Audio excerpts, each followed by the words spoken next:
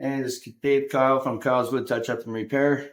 And just going to demonstrate a little filling technique that you do when in veneer work to hide your seams and blend them all in so everything turns out perfect.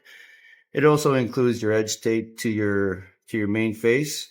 So what I do is I get some tape and go on the one side like this, just on the edge, just where the little tiny crevices go down, and I just leave a little hair of a space more. So I'm going to do that. I'm going to mask this side now.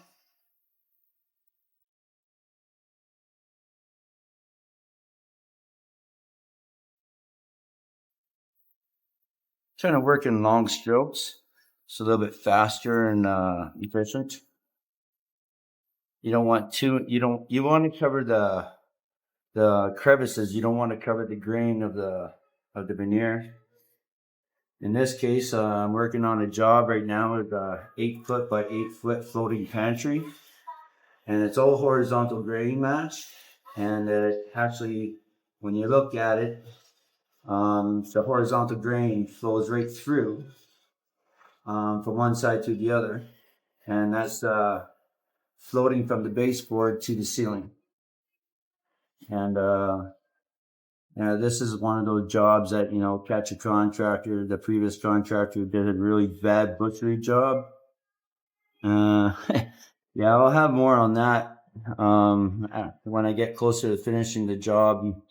I'll get everything illustrated on video and pictorial, and basically of how I did this job and what they actually went through and what they had. So I finished off this one piece. This is actually the end gate panel of what I was talking about.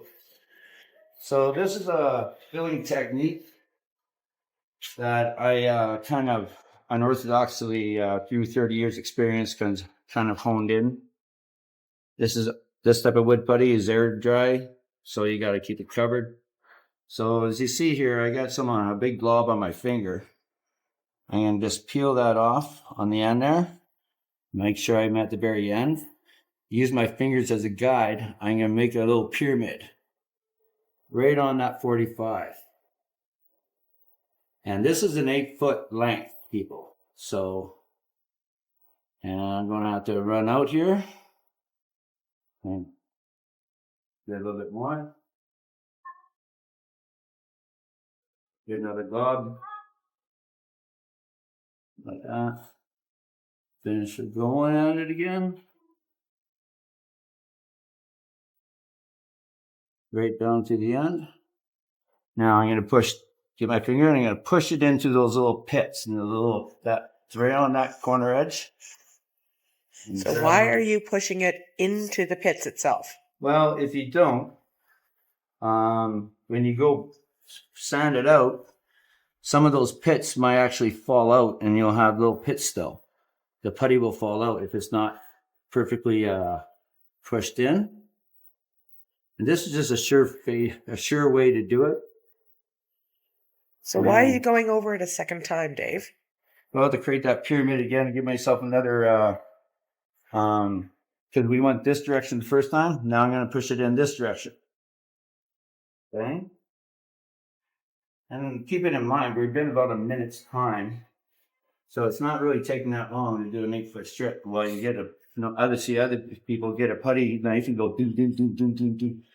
Takes them forever and they miss it. So this is just through 30 years of your evolution here. And you want to create that peak again, because when the pits dry, when the putty dries, the pits are going to want to soak it in and they're going to want to shrink. So that if you create that peak again, right at the 45, then when it shrinks, it will I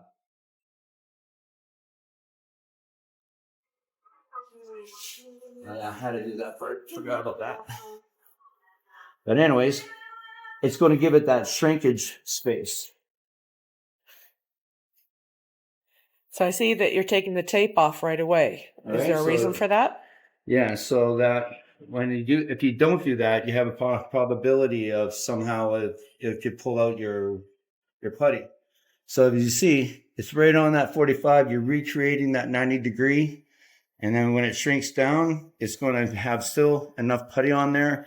So when you do your block sand, in this case, especially on the horizontal grain, because I have to go with the grain. So I'm going to have to make sure that it's all nice and evenly sanded.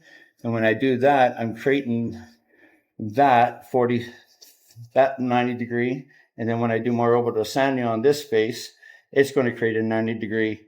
Then you're going to see later on, I'm going to sand it down and it's perfect every time. Every time I'll show you this technique of sanding this down, and you can take this to every door, every drawer front, every piece of cabinet making that you can think of. It all works out the same. So yeah, stay tuned. Okay, thanks, Dave.